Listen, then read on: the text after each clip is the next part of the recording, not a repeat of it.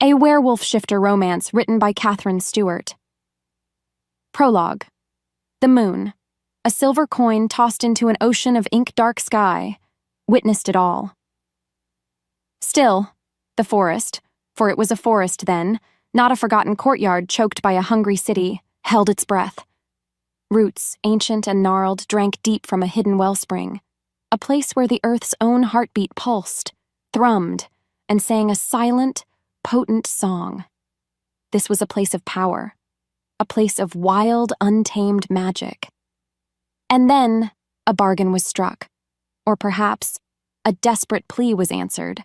A man, his face etched with sorrow and a fierce, protective love for this sacred ground already threatened by encroaching shadows, knelt by the glowing water. Was he the first? Or one in a long, weary line? Who could truly say what drove a soul to such a choice? What followed was a whisper on the wind, a shimmer in the moonlight, a binding of spirit to soil, of blood to bedrock. He offered himself, his life, his lineage, his very humanity, to become its guardian. Because of that, the land sighed, a rustle of 1,000,000 leaves accepting the sacrifice. The wellspring pulsed once, twice, a brilliant, blinding green sealing the pact. He would protect it. He would be it. And in return, the land would endure. Or so the promise went. Truth be told, even then there was a shadow in the bargain, a whisper of a future where the city's stone heart would grow cold, where the memory of such magic would fade like mist. A prophecy, perhaps, murmured by the oldest trees, that the guardian's strength would wane as the world forgot, as concrete smothered the wild, that its heart, the ancient oak that even then was but a sapling, would one day mirror the guardian's own fading light. More importantly, the magic of that night was not simple. It was a tether, yes, but also a transformation.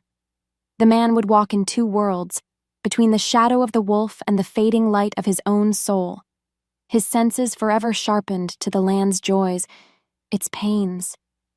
He would feel the bite of the axe in his own flesh, the poison in the stream as a sickness in his own veins. Not only that, but his existence would become a solitary vigil, a timeless watch against a world that would inevitably encroach. What a lonely fate, to be so utterly bound, so completely responsible. Wouldn't you agree? An open loop of sacrifice, spun out across uncounted years. And then, as the first tendrils of dawn painted the sky with a bruised purple, the man, or what had been the man, rose. His eyes, they held the ancient gold of the wolf, the deep green of the forest floor, and a sorrow that would echo through centuries. He was now the guardian, the first, or merely the next. He was bound. As if fate demanded it, he turned his gaze towards the distant flicker of human settlements, a new, heavy weight settling upon his spirit. The forest held its breath again, watching him, its new, immortal, and terribly vulnerable heart. The real question, even then, unspoken but hanging heavy as the morning mist, was not if he would keep his vow, that was a certainty. The question was, when the forgetting came, when the stones of the city rose to swallow the green, who or what would remember him? Who would guard the guardian? The old stones beneath my worn boots, they felt colder today. Still, I walked. It's what I do, what I've always done. The air in this forgotten fringe of my sanctuary hung heavy, like a shroud, smelling of dust and slow death. My bones. They remembered a time when this patch too pulsed with a wilder green. Truth be told, remembering was a luxury, a flicker of a candle about to go out. Now, it just ached, a dull throb in my chest that matched the wilting heads of the last few bellflowers. Their purple turned a bruised, tired gray. Their struggle was my own, wasn't it? We were both just fading. Why does anything even try to grow here anymore? I touched a brittle stem. It crumbled, dust in my fingers. Because of that, a sigh, thin as the wind, escaped me. Another little piece gone. The city, that great stone beast beyond the walls, pressed in, always pressing, its breath, poison.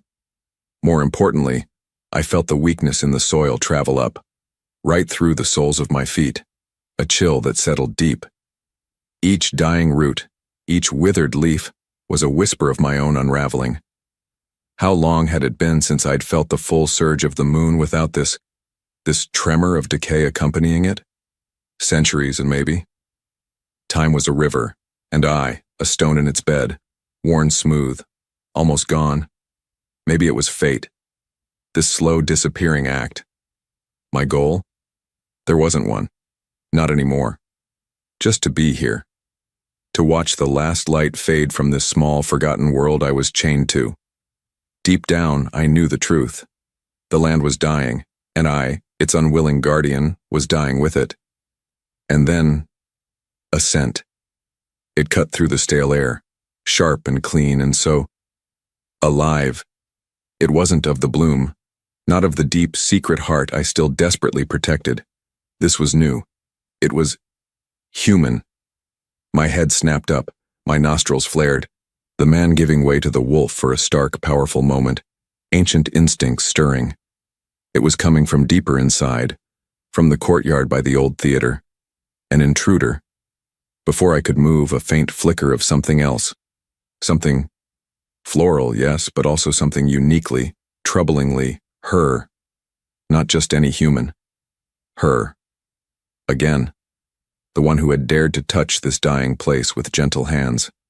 A different kind of ache, sharp and unfamiliar, pierced through the weariness. This new scent, it promised complication. As if pulled by a string, my feet carried me closer, shadows my only companions.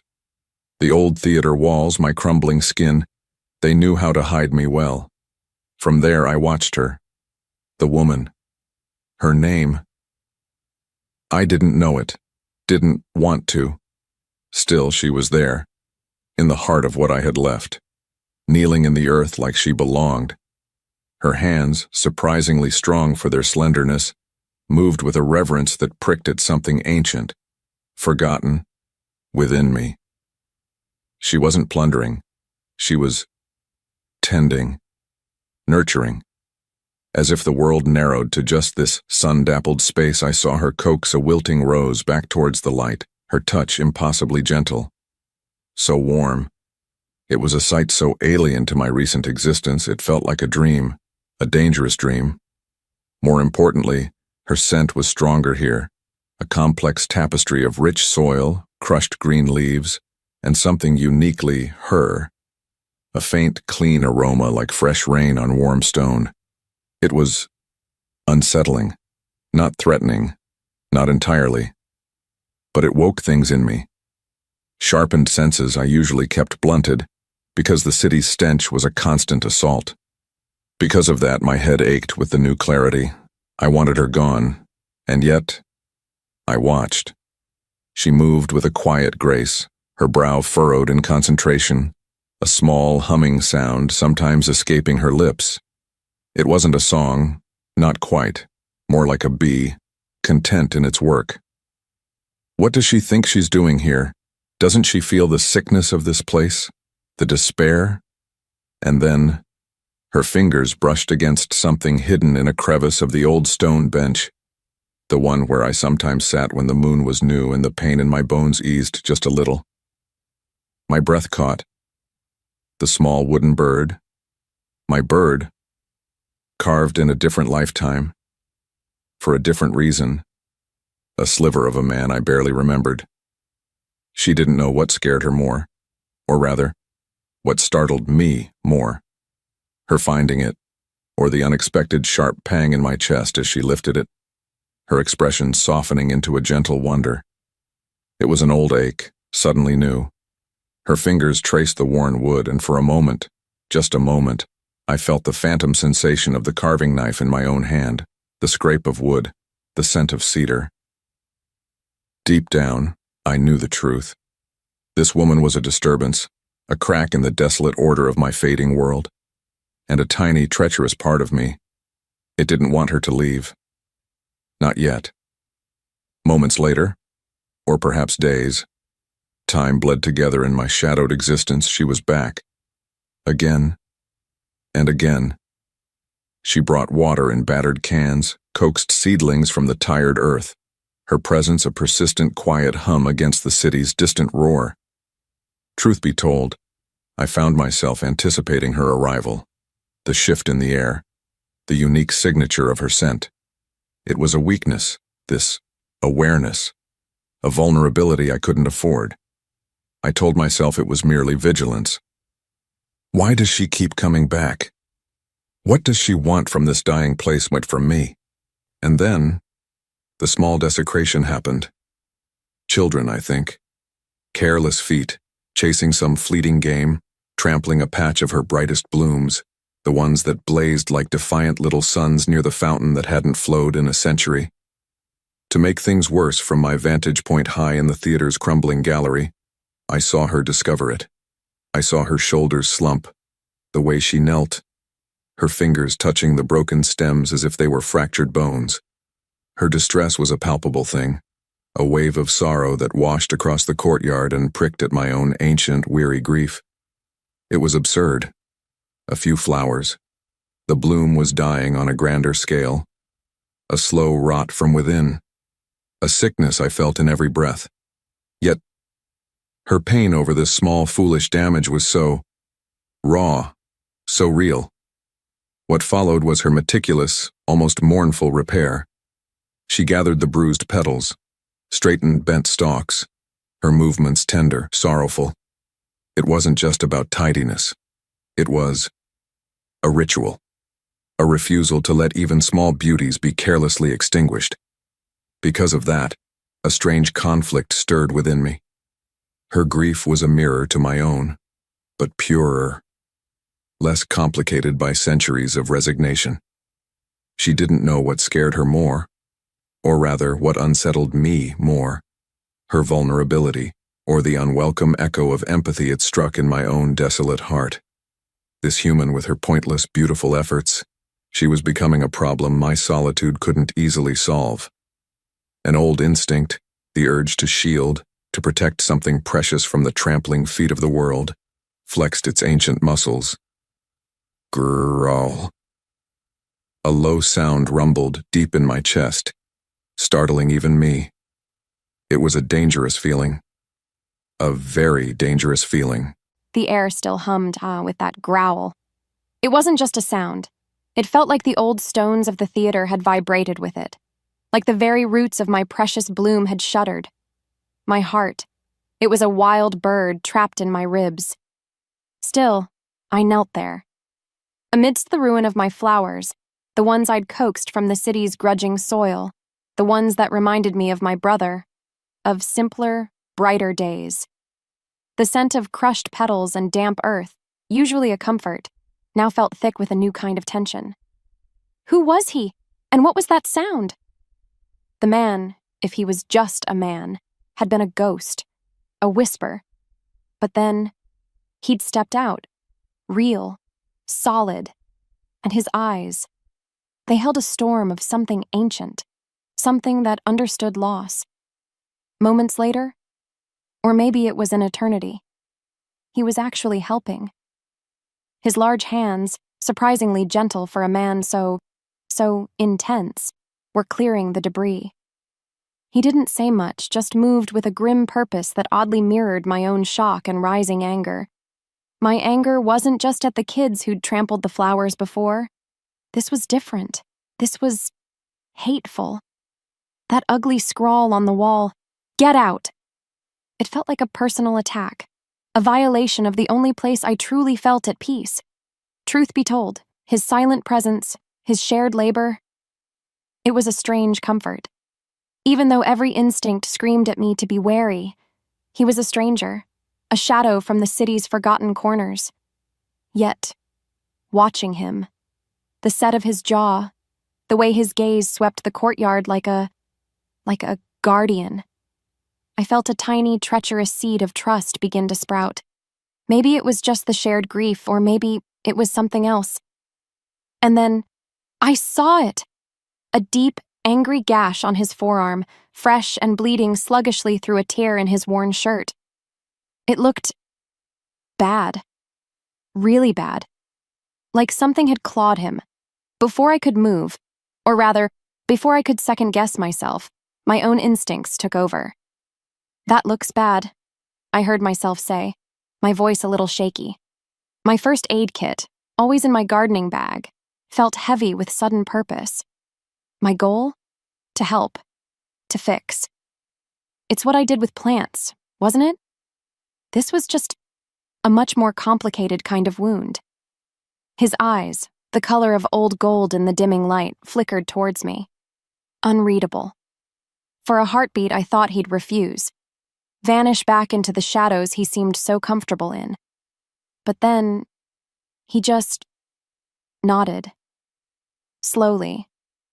As if the decision cost him something. What followed was a strange, silent ritual. I cleaned the wound, my fingers surprisingly steady. His skin was cool, despite the raw look of the injury. He barely flinched, though I saw a muscle tighten in his jaw. The air thickened, not with menace, but with something else. Awareness. His scent, a mix of damp earth, old stone, and something uniquely wild, like a forest after rain, filled my senses. It wasn't unpleasant. Not at all. To make things worse, or maybe better, I don't know, I felt that intense gaze on me the whole time. It wasn't threatening, more assessing, curious. Like I was some strange new species of plant he hadn't encountered before. As if the world narrowed. There was only the two of us. The crumbling theater around us holding its breath. When I finally secured the bandage, our fingers brushed. A jolt. Like static electricity on a dry day. It shot up my arm. His eyes locked on mine. The moment their eyes locked, something shifted. Something unspoken passed between us. An acknowledgement. Maybe even a fragile truce. He gave another curt nod, then simply stood, a towering, silent figure. "Be careful," he finally rumbled, his voice like stones shifting. "This place, it's not always safe." And just like that, before I could ask what he meant, he was gone. Melting back into the deeper shadows of the theater as if he were made of them, leaving me with more questions than answers, and a garden that suddenly felt even more precious, more threatened. Because of that, when I saw those official demolition notices plastered on the theater's outer walls the very next morning, a cold dread, sharper than any I'd felt before, settled in my heart. This wasn't just about vandals anymore. This was about losing everything. The silence he left behind, it was a heavy thing. Thick with unspoken warnings and the lingering scent of him, wild like a forest after a storm. Still, those demolition notices, they were like yellowed fangs sunk into the ancient stones of the theater, a promise of doom. My sanctuary, his sanctuary, and somehow, ours. The word felt strange, a foreign seed taking root in the barren soil of my solitary life. How could I just walk away? Deep down, I knew the truth. I couldn't, not anymore. This fight wasn't just about my little bloom. It was about that intensity in his golden eyes, the shared sorrow over broken flowers, the unexpected jolt when our fingers brushed. It was about him, whoever, whatever he was. So, my new reality began. Days turned into a blur of frantic phone calls, dusty archives, and the condescending smiles of city officials who saw a woman with dirt under her nails, not a guardian of something precious. My goal, simple, find a loophole, a forgotten bylaw, anything. Truth be told, I felt like a mouse trying to stop a bulldozer. The bloom, our bloom, became my war room. I'd spread out old city plans on the cracked flagstones, tracing faded lines with my finger. Elias, a silent, watchful presence in the periphery. Sometimes, just sometimes, I'd find a small, smooth river stone placed carefully on a document, marking a detail I'd overlooked, or a rare pressed herb tucked into the fold of a map, one known in old folklore to ward off ill fortune. His ways were not human ways, not entirely, and the not knowing. It was a constant hum beneath my skin. What was he? And why did this place, this crumbling theater and its wild heart, mean so much to him that he'd risk what? Exposure? What secrets did these stones hold that he was so desperate to protect? Meanwhile, the city's indifference was a cold, hard wall. I remember one particularly awful afternoon. A Mr. Henderson, I think his name was, a man whose suit probably cost more than my yearly earnings, barely looked up from his polished desk. "Miss," he'd drawled, not even bothering to get my name right. Sentimental attachments to urban decay are hardly grounds for halting civic progress. His smile was a bloodless slash. The Grand Theater is an eyesore, a relic. Its time is past. I'd wanted to scream about the life teeming within its walls, about the history breathing in its stones, about the man with eyes like a wolf who seemed to be a part of its very soul. But then, what could I say?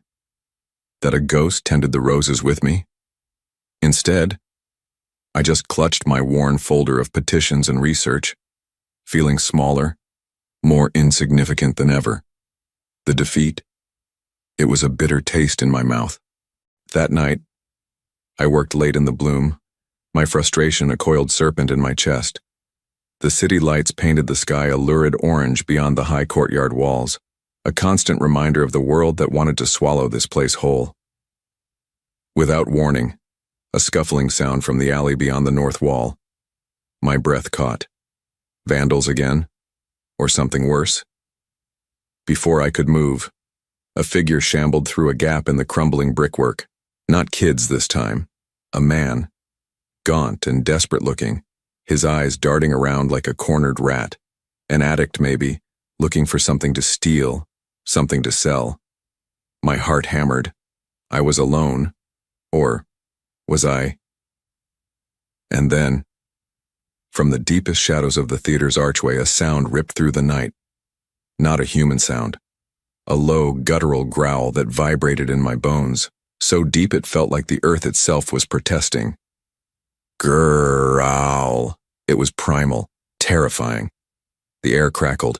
The intruder froze, his eyes wide with a stark animal fear. He didn't see anything, neither did I. Not clearly, just a denser shadow detaching itself from the deeper darkness. A sense of immense, contained power.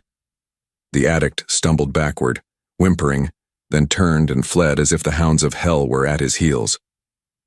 Moments later, the silence returned, heavier than before, charged with an unspoken, terrifying energy. As the silence stretched, Elias stepped out, not from where the growl had come, but from a different, closer shadow. He was in his human form, but his breath was harsh, his shoulders were tense, and his eyes, oh, his eyes. They blazed with that feral golden light, pupils dilated, fixed on the gap where the man had fled. The moment their eyes locked, or rather his locked on me, the gold softened just a fraction, but the intensity remained. "You should be more careful," he rumbled, and the sound still seemed to vibrate with the echo of that other sound. "This place, it draws shadows." My voice, when I found it, was a mere whisper. What was that? That sound? He didn't answer directly, just looked at me, a long, searching look that seemed to peel away all my pretenses. "Some shadows," he said, his voice dropping even lower, almost a murmur. "Are best left undisturbed."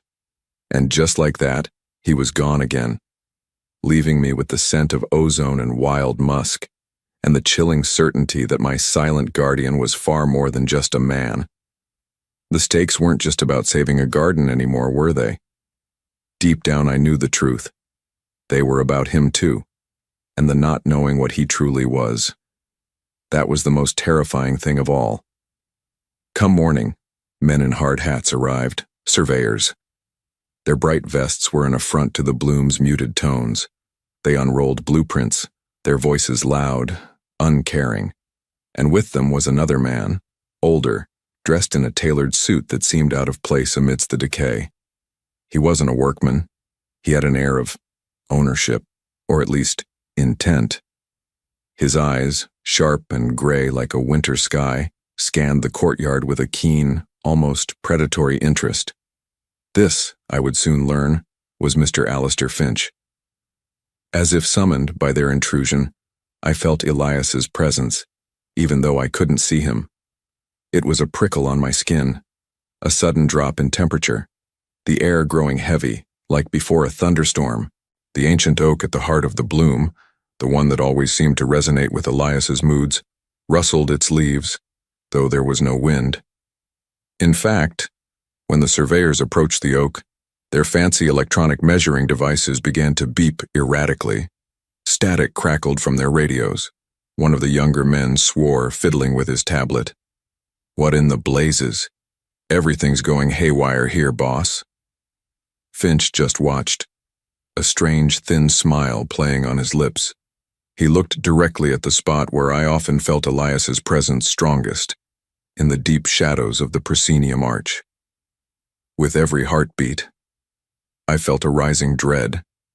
Finch wasn't just interested in the land value.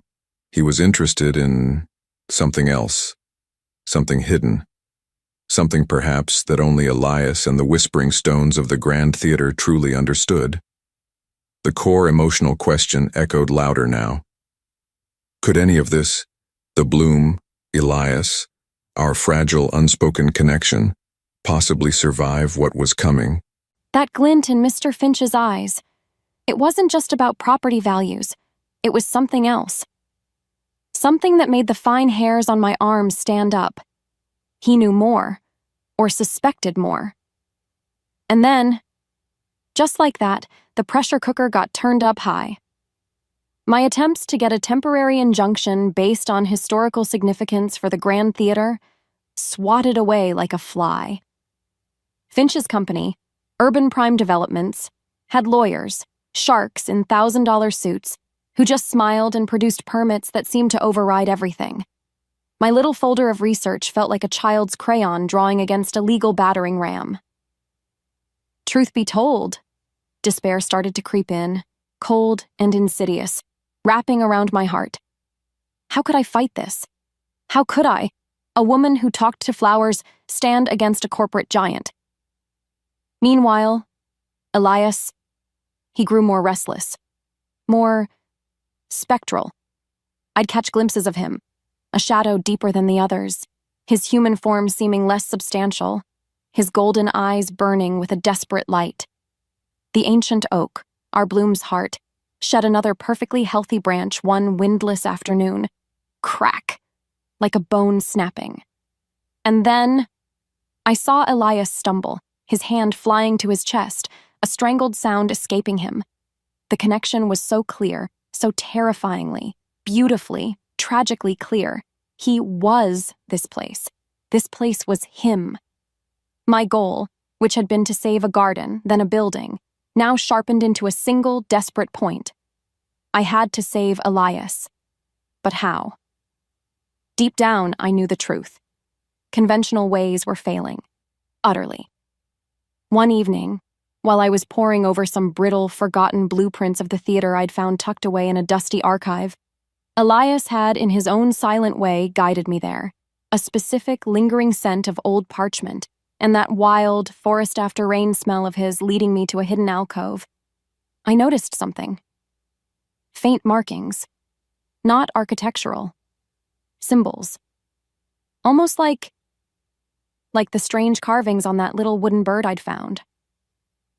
As if pulled by a string, I fetched the bird, my fingers tracing its worn contours. The symbols matched. Some of them. My heart skipped. What followed was a dive into even more obscure local folklore texts, books practically crumbling in my hands.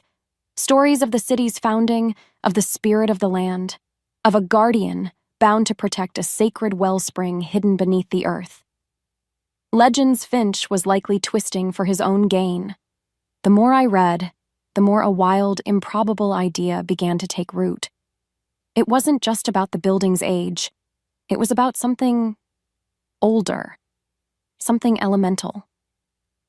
Could this be it? Could this be the key? And then came the midpoint shift. The night everything changed. The plot twist reveal. The demolition wasn't just looming anymore. It was breathing down our necks. Heavy machinery rumbled at the gates of the courtyard, a promise of violence at dawn. Elias was a ghost of himself, his human form barely holding, his eyes filled with an ancient weariness that tore at my soul. The air in the bloom was thick with his pain, with the land's silent scream. He found me by the dying oak, the moonlight casting him in shades of silver and sorrow. His voice when he spoke was a thread of sound, almost lost in the wind. Clara. Her name hung in the air. He told me everything then. Not just the legends I'd started to uncover, but the raw personal truth, his lineage, the ancient pact, the curse that bound his spirit, his very life force, to this specific land. If the bloom was fully desecrated, if the heart of this land was ripped out, he wouldn't just die. His human consciousness, the man I was coming to love, would be extinguished, leaving only a feral, lost creature. Or perhaps nothing at all. Just an echo. As the truth unraveled, my world tilted. Shock, terror. And then an immense, aching wave of empathy that drowned out everything else. My fight wasn't for a garden or a building or even just a man. It was for his soul. His beautiful, tormented, ancient soul. Under the weight of his stare, I knew my own carefully constructed walls, the ones I'd built after my brother. They were just gone. Crumbled. This was it. This was the precipice. In that moment, my past grief, my present fear, and a love so fierce it terrified me, all coalesced.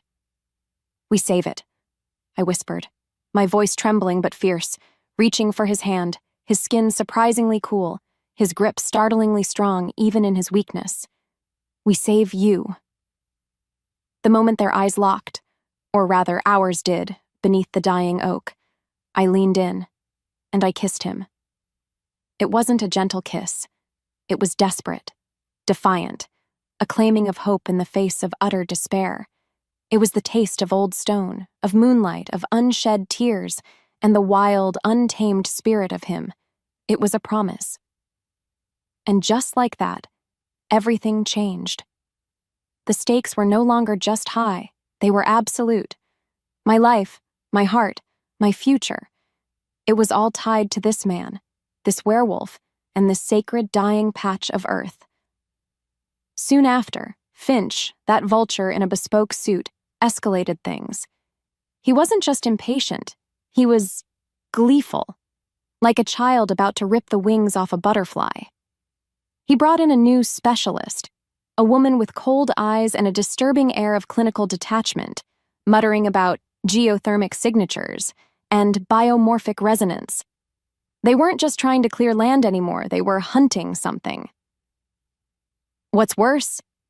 Elias grew weaker with each passing hour, the wolf within him surfacing more erratically, a snarl sometimes tearing through his human voice, his eyes flashing gold with a pain and fury that wasn't entirely his own. He was losing control, and the thought of what Finch might do if he discovered Elias's true nature. It was unthinkable. My fear for him became a living thing, coiling in my stomach, sharp and cold. The core emotional question, could beauty and love possibly survive this onslaught, screamed in my mind. The answer felt terrifyingly close to no. Her kiss. It was like a sudden defiant bloom in the heart of a dying winter, a shock of warmth against the encroaching ice. And then, just as quickly, the world outside our fragile sanctuary roared back, colder and more menacing than before. Finch. That man with his hollow eyes and a soul that smelled of dust and ambition. He wouldn't be deterred by mere legends or a desperate woman's plea. He saw the land, my land, as a resource, a power source, a thing to be broken and consumed. And Clara, he saw her as an obstacle, a gnat to be swatted. Truth be told, the protective fury that surged through me was so potent it almost buckled my knees, the wolf a clawing, roaring inferno just beneath my skin.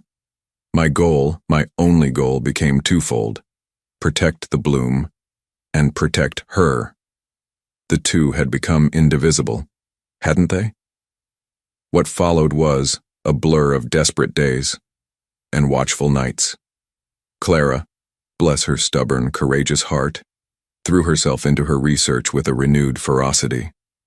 The small, almost childlike hope I'd seen in her when she first started tending the wilting roses, it had transformed into a warrior's resolve.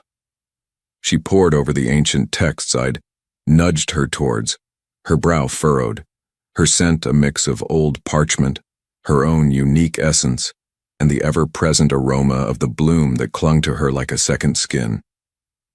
Because of that, I found myself drawn to her side, a silent shadow in the theater's crumbling library, watching her trace the faded symbols that mirrored the ones on my forgotten carving. Sometimes her fingers would hover over a passage detailing the symbiotic bond of the guardian, or the sacred wellspring hidden beneath, and a jolt, like a forgotten memory trying to surface, would pass between us. An unspoken understanding. Or was it just my own desperate hope? Deep down, I knew the truth. She was beginning to understand, not just the legends, but me. And that terrified me as much as it gave me a strength I hadn't felt in lifetimes. Meanwhile, Finch and his specialist, that woman with eyes like chips of ice and a smile that never reached them, they were relentless. They brought in more equipment, their men prowling the periphery of the bloom like hungry jackals. To make things worse, my own strength waxed and waned with the land's desecration. Each survey drill that bit into the earth near the ancient oak, each chemical sample taken from the soil, sent a fresh wave of agony through me, a debilitating weakness that made maintaining my human form a Herculean effort. The wolf paced my soul, snarling, desperate to break free and rend, to tear. More importantly, Clara saw this. She saw the tremors that racked my body, the way my eyes would sometimes bleed gold against my will, the way my breath would catch on a half-formed growl, and she didn't run. No. Instead, she'd place a hand on my arm, her touch a surprising anchor, her voice a low, soothing murmur. "I'm here, Elias. We're in this together." Her courage. It was a constant, aching miracle. How could such a fragile human possess such a fierce spirit? And why, after all she now knew, did she stay? One night, under the sickly orange glow of the city sky, Finch's team made their move. They weren't just surveying anymore. They were digging, near the oak, targeting the very heart of the bloom, the place where my essence was most deeply rooted. This was it, the point of no return. Before I could move, or rather before the man in me could strategize, the wolf surged. It wasn't a full transformation. Not yet. But the power of it, the ancient rage, it flooded my senses. I had to stop them. I had to. My immediate goal was clear: drive them out, protect the heart. As if pulled by a string, or perhaps by the land's own desperate cry, I moved through the shadows, a deeper darkness given form. I used the theater's labyrinthine corridors, its echoing chambers, creating unsettling sounds, a whisper of wind here, a dislodged stone there. The men were jumpy, their lights cutting nervous arcs through the darkness. And then, Clara was there. I hadn't known she'd followed me. She'd used her knowledge of the theater's old stage mechanics, the ropes and pulleys for forgotten productions, to create a cacophony from the opposite side of the courtyard, a groaning, screeching symphony of decay that sounded like the theater itself was wailing in protest. It was brilliant. It was reckless. It bought us moments. But then, Finch himself appeared, his face a mask of cold fury, undeterred by the theatrical ghosts. He saw the disturbed earth near the oak. He saw the way my shadow clung too tightly to the ancient tree. And he saw me. Or rather, he saw the man he believed was just a stubborn vagrant protecting his squat. He ordered his men forward. "Get him out of there and clear this shrine," he snarled. In that moment, with Finch's men advancing, their heavy boots trampling Clara's carefully tended moonflowers, the choice was gone. The wolf didn't ask for permission. It took. The pain was a white-hot inferno, bones shifting, muscles tearing and reforming with an agonizing speed I hadn't unleashed in decades. A roar, not of the theater's mechanics but from my own throat, ripped through the night. It was the sound of an ancient power, of territorial fury, of a guardian pushed too far. When her name left his lips, or rather, when my own name, Elias, tore from Clara's throat in a choked cry of terror and awe as she witnessed the full transformation under the stark security lights Finch's men had erected, that was the true point of no return. My secret was out. My control was tenuous. And Finch, that damn Finch, his eyes widened, not with fear, but with a horrifying, gleeful understanding. "Magnificent," he breathed, like a collector eyeing a prized, deadly specimen. Deep down, I knew the truth. The fight for the bloom had just become a fight for my very soul. And Clara, whether she wanted it or not, was now at the heart of that inferno. That terrifying, magnificent roar. It echoed in my bones. A sound that was all Elias, man and beast intertwined. A desperate, protective fury unleashed. And then, everything happened so fast. The ground shuddered as Finch's men, startled by the full, terrifying transformation, stumbled back. But Finch, that man's eyes just gleamed with a sick, possessive light. "Magnificent," he'd breathed, as if Elias were some trophy for his collection. My stomach churned with a helpless rage. Elias, my Elias, the ancient guardian, the soul of this sacred bloom, was now a massive shadow-pelted wolf, all teeth and snarl and heartbreak. He was beautiful, he was terrifying, and he was in mortal danger. Deep down I knew the truth. Finch wouldn't stop until he had what he wanted, and what he wanted was the essence of this land, the very thing that kept Elias tethered to sanity, to life. What followed was chaos. Elias, the wolf, moved like a phantom, a blur of dark fur and golden eyes, driving Finch's men back from the desecrated earth around the ancient oak. He wasn't attacking to kill. I realized with a strange pang of clarity. He was defending, creating a perimeter, a wall of primal fury. Still, there were too many of them, and Finch, damn him, was directing them, shouting orders, his voice sharp with a greedy excitement. "Contain it! Don't damage the primary form! Just subdue it!" "Subdue him?" My blood ran cold. They had nets. They had things that looked like tasers, but bigger, more sinister.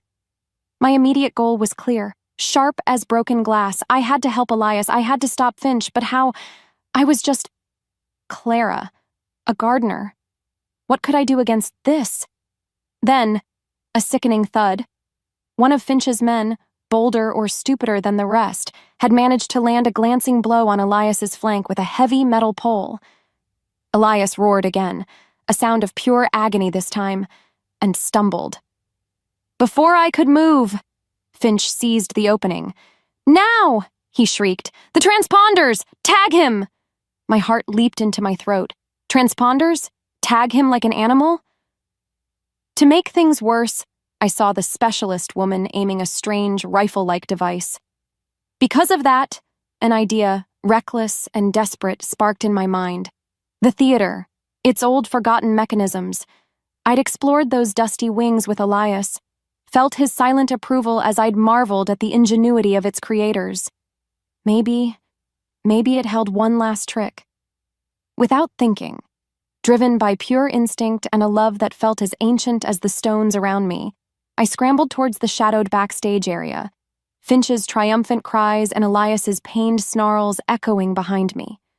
Could I create a big enough diversion? Could I buy him precious seconds? Meanwhile, as I fumbled with ropes thick with age and counterweights heavy as tombstones, I could hear the struggle intensifying. A yelp of pain, human this time, a crash, the acrid smell of something burning. More importantly, I felt a sudden lurching weakness, as if the floor had dropped out from under me. The bloom, Elias, our connection, it was fraying. He was being overwhelmed. As if pulled by a string, I found the main rigging for an old, massive velvet curtain, one that had probably last graced a forgotten opera. My goal was singular: create chaos. With every heartbeat, I pulled, gritting my teeth, my muscles screaming.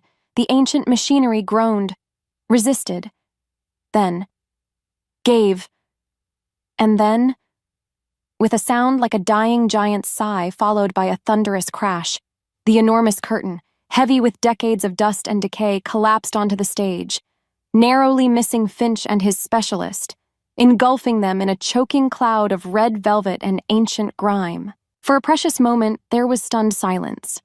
But then, just as I dared to hope, I saw it. Elias. He'd used the diversion to shove me, out of the path of a crumbling parapet dislodged by the curtain's fall or Finch's earlier digging. He'd saved me. But in that moment, the effort, combined with his wounds and the land's agony, was too much. He was struck by a heavy piece of falling masonry, a sickening crack echoing through the sudden quiet. Just like that, he collapsed. The magnificent wolf form flickered, like a candle in a hurricane, becoming translucent, almost ghostly. Finch, emerging from the dust cloud, coughing but his eyes blazing with triumph, saw it too. "Yes," he hissed. "The spirit weakens. It's ready for the ritual." He advanced on Elias's fading form, his specialist close behind, her strange device humming ominously. My world tilted. This was it. The end. No matter how hard she tried, or rather, no matter how hard I had tried, it wasn't enough. The core emotional question, could love and beauty survive this, felt like it was being answered with a brutal, definitive no. Darkness, then a pinprick of light. Her voice, Clara's, calling my name, or what was left of it. My name, Elias. It echoed, a distant chime in the vast, crumbling ruin of my consciousness. Still, I was fading. The wolf, the man, the ancient bond to this violated land, all unraveling like a rotted tapestry. Finch, that carrion bird. He was cackling somewhere nearby, his ritual, his blasphemy, reaching its crescendo. He thought he was winning. He thought he was master of this power, fool. He understood nothing of the sacred, the symbiotic, the soul of the earth he was trying to chain. Truth be told, I felt a flicker of something, not strength, not hope, more like defiance, a single dying ember refusing to be snuffed out by his arrogant breath. What followed was her touch, her hand, small and warm, pressed against my fading spectral flank, her scent, earth, rain, and that unique, irreplaceable essence of Clara.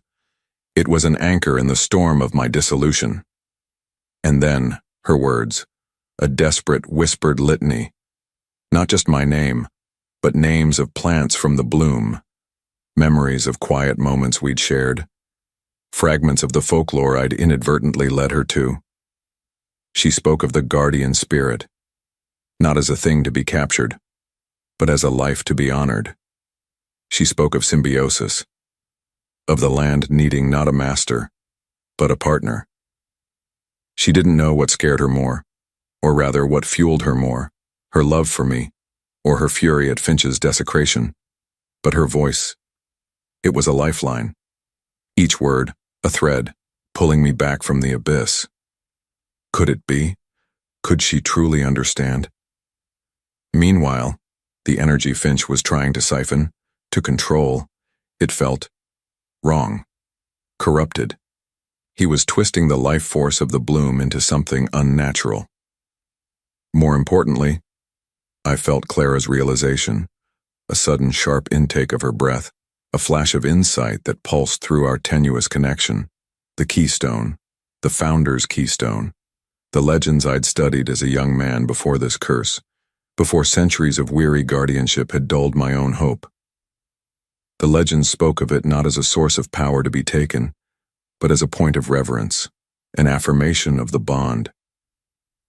Maybe it was fate, her stumbling upon those texts, or maybe it was just her stubborn, beautiful heart refusing to give up. Her goal became terrifyingly clear. She was going to find it. She was going to defy Finch with the land's true history. Before I could move, or even fully form a thought, I felt her shift, her warmth leaving my side. Panic, cold and sharp, lanced through me. No, don't leave. But then, I heard her voice, stronger now. Not a whisper, but a fierce declaration, though not aimed at me. She was moving, her energy a beacon in my dimming world. She was fighting, for me, for the bloom. Because of that, something within me, the ancient guardian, the man who loved her, fought to hold on, just a little longer. I had to. The thought of her facing Finch alone. Growl. A phantom sound, perhaps, but the intent was there. My purpose, which had almost winked out, rekindled with a desperate, painful flicker. As if pulled by a string, I focused all my remaining essence on her. I could sense her frantic search and the scraping of stone, her muttered curses of frustration. I tried to send her something, a memory, a feeling. The location of that loose stone, high in the archway, hidden behind the rotten tapestry depicting some forgotten pastoral scene. The tapestry I'd brushed against 1,000 times, never dreaming what lay concealed. Deep down, I knew the truth. If anyone could find it, Clara could. Her connection to the bloom, her intuitive understanding of its secrets. It was more profound than she knew. It was because she didn't seek to master it, only to nurture it. And then, a surge. Not of Finch's corrupted power, but something clean, ancient, and undeniably of the land. It was faint, but it was there. A pulse. The bloom itself, responding to her. As the silence stretched, or rather, as Finch's ritualistic chanting faltered, momentarily confused by this new, unexpected resonance, I felt her triumph, a small, choked cry of discovery. She'd found it. The keystone. The air in the courtyard shifted, the oppressive weight of Finch's ritual lifting just a fraction. Hope, a dangerous, beautiful, terrifying thing, began to beat its fragile wings within the ruin of me. In that moment, I knew, with a certainty that transcended the pain and the fading light, that Clara, my Clara, was not just a gardener. She was a force of nature in her own right, and she was about to bring the truth to bear against the darkness. The fight wasn't over. Not yet. My legs were moving before my mind caught up, scrambling over loose stones and treacherous roots towards that archway, towards the keystone she'd somehow sensed. Hope, a fragile, desperate bird, beat its wings against my ribs. Elias. He was still with me, a faint, warm pressure in my soul, a whisper against my fear. Finch's enraged shouts were a distant storm behind me as I clawed at the rotten tapestry, dust filling my lungs, the ancient fabric tearing like old paper. And then, my fingers found it, a stone, looser than the others, with a faint, almost invisible carving that matched the one on Elias's wooden bird. This had to be it. My goal wasn't just to find it, it was to unleash whatever truth it held, to give Elias a fighting chance and to answer that terrible echoing question of survival. With every heartbeat, I worked the stone, my nails scraping, my muscles burning. It was heavy, set deep. Meanwhile, Finch's men, alerted by his fury, were lumbering closer. "Stop her!" he shrieked, his voice cracking with a manic edge. "She'll ruin everything." But then, just as a heavy hand was about to fall on my shoulder, the keystone gave. It shifted, then slid inward with a soft, grinding sound, revealing not a gaping hole, but a small, dark chamber, barely big enough for a child to crawl into, and from within, a scent, not of dust and decay, but of rich earth, of ancient forests, of something profoundly alive.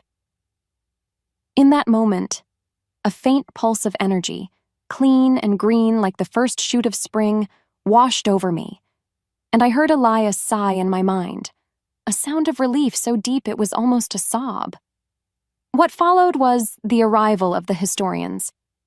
I'd called them hours ago, babbling about my research, about the theater's true age, about indigenous land rights. I hadn't expected them to come, not really. Yet, there they were, drawn by the commotion, their cautious academic faces a stark contrast to Finch's apoplectic rage. I thrust the ancient, leather-bound charter I'd pulled from the chamber towards the lead historian, a woman with kind, intelligent eyes. "This theater," I gasped. "It's built on sacred ground, protected. The city founders themselves dedicated it to the spirit of the place." As the truth unraveled, right there under the glare of Finch's work lights, his ritual was exposed for the sham it was, a greedy man's misinterpretation of sacred lore. His permits, his plans, they were instantly void, rendered meaningless by a truth 1,000 years older than his corporation. He didn't just look defeated, he looked diminished, like a pricked balloon. More importantly, as the historians began to exclaim over the chamber's contents, small, carved offerings, a star chart etched on slate, more documents, the energy in the bloom shifted. It surged. The dying ancient oak at its heart shuddered, not with weakness, but with a sudden, impossible infusion of life. Its leaves, which had been crumbling to dust, seemed to draw in the moonlight, glowing with a soft, silver-green luminescence. And then, Elias, oh, Elias. The translucent, flickering wolf form beside me didn't just solidify, it blazed. He wasn't returning to the man I knew, not exactly. Instead, he was becoming. The light from the oak, from the reawakened heart of the bloom, flowed into him and he into it. His form became less wolf and more spirit, a towering figure of shadow and starlight, his golden eyes now holding the wisdom of the ancient earth itself. He looked at me, a love so profound, so boundless. It made my chest ache with a joy too fierce for tears. And just like that, with a final soft sigh that was both greeting and farewell, he dissolved, not into nothingness, but into the very fabric of the bloom, into the rustling leaves, the glowing moss, the rich, dark earth. He was gone, and yet he was everywhere. The core emotional question had found its answer. Yes, love and beauty could survive, but they had to transform to become something wilder, something more eternal than flesh and bone. Weeks later, the bloom was a place reborn. The Grand Theater, now a protected heritage site, stood as a proud, albeit crumbling, sentinel. I was its official caretaker, a title that felt both wonderfully strange and deeply right. Volunteers, inspired by the story that had quickly become a local legend, the guardian of the Grand, they called Elias, though no one knew the full truth, not like I did, helped clear the debris, plant new seedlings, their laughter echoing where Finch's machinery had once roared. Truth be told, every rustle of leaves in the ancient oak, now more vibrant than I'd ever seen it, felt like Elias's breath. Every new bloom that unfurled its petals felt like his smile. The ache of his physical absence was a constant companion, a dull throb against the fierce joy of knowing he was here, in every sunbeam, every raindrop, every whispered secret of the wind. His scent, that wild, clean mix of forest and stone, was forever imprinted on the air of this place. Because of that, I never felt truly alone. One quiet evening, As the first stars pricked the velvety sky, I was sitting by the ancient oak, sketching its magnificent, renewed form. A small, perfectly carved wooden bird lay beside my notebook, a new one, its wood smooth and fragrant. I hadn't put it there. As if summoned, a different kind of silence fell over the bloom, a hush deeper than usual. And then, from the deepest shadows beneath the proscenium arch, two golden eyes glowed, watching me. Between one breath and the next, a magnificent gray wolf stepped into the moonlight, his fur like spun silver, his presence radiating a calm, ancient power. Elias, not the man, not the tormented spirit, but something whole, something eternal. He walked slowly towards me, his movements fluid, graceful. He didn't need words, neither did I.